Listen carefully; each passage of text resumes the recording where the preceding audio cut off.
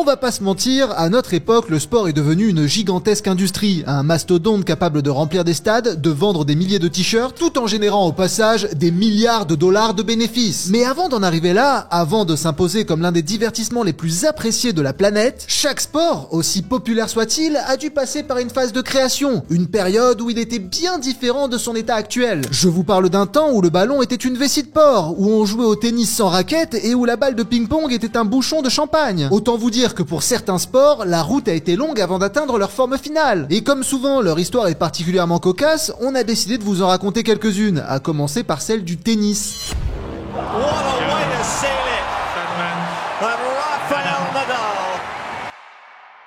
Bon, déjà, il faut savoir que le tennis est le deuxième sport le plus pratiqué en France. Ce n'est donc peut-être pas un hasard si ce dernier a fait ses premiers pas au sein de l'Hexagone. Cependant, comme dit précédemment, dans une forme bien différente. Disons qu'il ne pratiquait pas le même tennis qu'à Roland-Garros, quoi. Et pour cause, l'ancêtre du tennis a été inventé au Moyen-Âge par des moines français qui cherchaient uniquement à faire un petit peu d'exercice entre deux prières. Et comme c'était des moines et non pas des ingénieurs en équipement sportif, ils se sont pas fait chier à inventer les raquettes. Non, ça se jouait directement comme ça avec les mains à la bonne franquette. D'ailleurs, cette manière de jouer a donné son nom au sport en question, le jeu de paume. Paume comme la paume de la main, pas comme pomme le fruit, bien qu'ils auraient pu jouer au jeu de paume avec une pomme, et à ce moment-là, ça aurait pu s'appeler le jeu de pomme. Mais non, ça s'appelle le jeu de paume, compris? Bref, le jeu de paume devient si populaire en France que même les rois y jouent, c'est-à-dire que si tu retournes dans le passé, tu peux facilement trouver Louis XIV, aka le roi Soleil, en train de taper ses meilleurs amortis entre deux batailles. D'ailleurs, ce que je vous dis est totalement véridique, vu qu'il possédait à Versailles une salle dédiée à la pratique du jeu de paume. Les règles à ce moment-là sont assez simples, 2 ou 4 joueurs s'envoient la balle au-dessus d'un filet, les rebonds sur les murs, le plafond sont autorisés à la manière du padel, et les échanges se font à la main. Mais rapidement, les joueurs finissent par s'équiper d'un gant en cuir, pour éviter toute fracture de l'auriculaire par exemple. Et quelques années plus tard, le gant sera remplacé par un battoir, qui deviendra au fil du temps une raquette. Bon, à ce moment-là, on a les bases, mais ça ressemble toujours pas au tennis de Rafael Nadal. D'ailleurs, ça s'appelle toujours pas tennis. Pour ça, il faudra attendre que les Anglais découvrent ce sport lors de la guerre de 100 ans. Et c'est dans ce pays qu'il adoptera son nom et ses règles actuelles. Pour le nom, l'anecdote est plutôt marrante, puisqu'elle vient d'une déformation du mot tenez, qui était utilisé avant un service pour prévenir le joueur adverse. Et en gros, comme les Anglais n'arrivaient pas à prononcer le mot, ça a donné un truc du style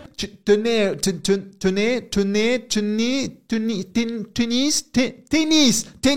tennis, let's do this, tennis. Et en ce qui concerne les règles, on les doit au magistrat Walter Clopton Wingfield, qui les a établies en 1874. Très rapidement, le sport a pris de l'ampleur, des tournois sont organisés dans le monde entier, et en 1891 se tient en France la première compétition de ce qui deviendra le tournoi de Roland-Garros. L'invention du football.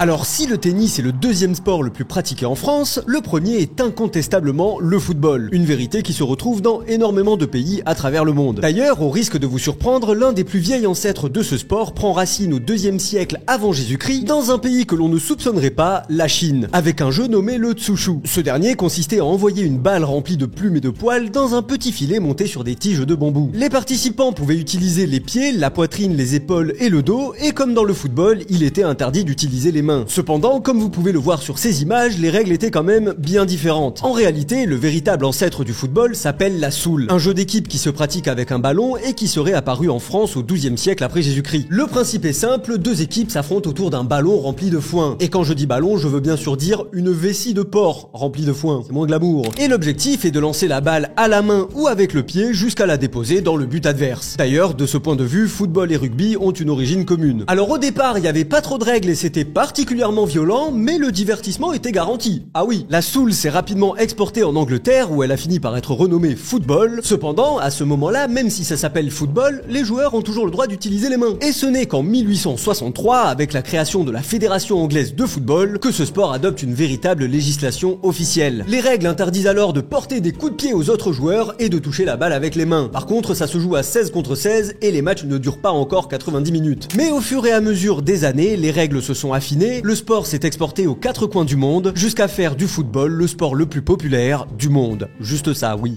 L'invention du basketball.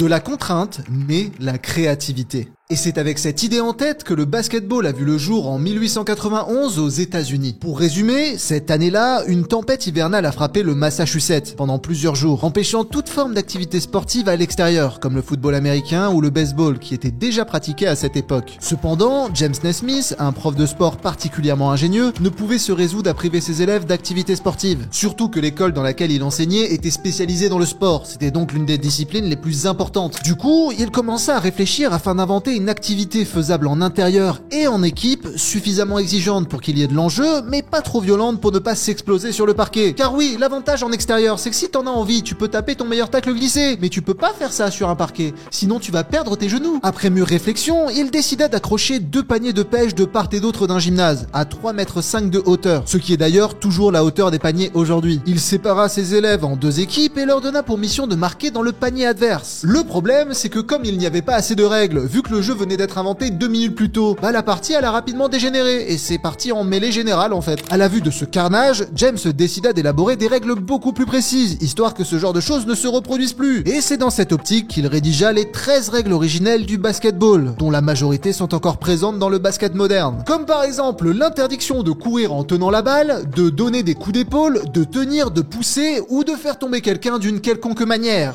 L'invention du tennis de table.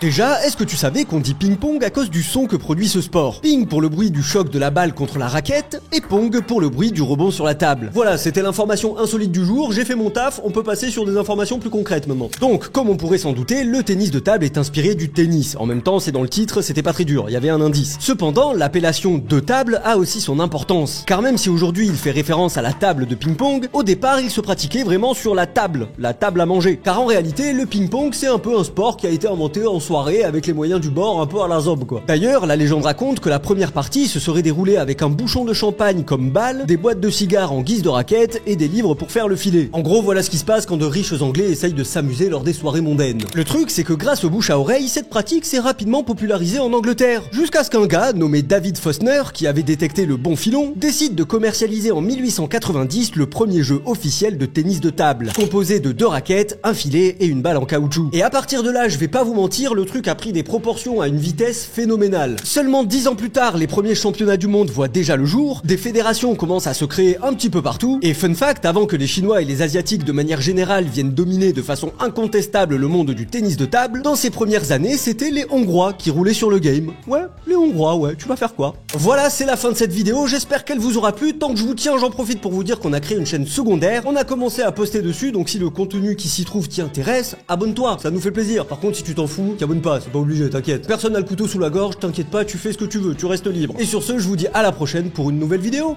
Au revoir. Abonne-toi, abonne-toi, abonne-toi, abonne-toi, abonne-toi, abonne-toi, abonne-toi.